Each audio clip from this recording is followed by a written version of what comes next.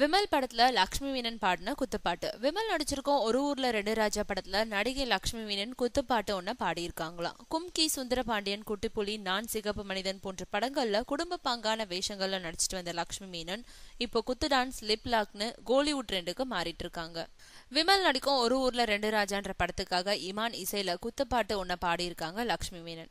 முதலா லக்ஷ்மி மீனன் பாடின பாடல் அவங்களையே ஆட வச்சிடுச்சான்.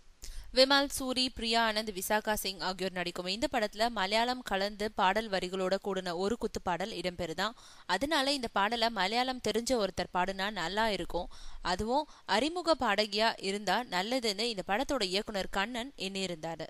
இந்த நிலையில லக்ஷ்மி மேனனோட மஞ்சப்பை படத்துல நடிச்ச விமல் லக்ஷ்மி மேனன் நல்லா பாடுவாங்கன்னு மஞ்சப்பை படப்பிடிப்புல இடையிடையே அவங்க சில மலையாள பாடல்களை பாடுத தான் கேட்டு இருக்கிறதாக சொல்ல இயக்குனர் கண்ணனுக்கு லக்ஷ்மி மேனனை பாட வைக்கும் ஐடியா பிடிச்சிருந்தது. இதே இசையமைப்பாளர் இவான் கிட்ட சொன்னப்போ அவரும் ஒத்துக்கிட்டாரு. பின்னாடி லக்ஷ்மி மேனன் கிட்ட இதை பத்தி இயக்குனர் கண்ணன் பேசி சம்மதம் வாங்கியிருக்காரு. முதல்ல தயங்கின லக்ஷ்மி மேனன் பின்னாடி இமான் கொடுத்த தைரியம் காரணமா பாடுறதா ஒத்துக்கிட்டாங்களாம். இந்த பாட்டோட ஒளிப்பதிவு முடிஞ்சதும் லக்ஷ்மி மேனன் மிக சிறப்பா பாடினதா இமான் மற்றும் இயக்குனர் கண்ணன் ஆகியோர் பாராட்டியிருக்காங்க.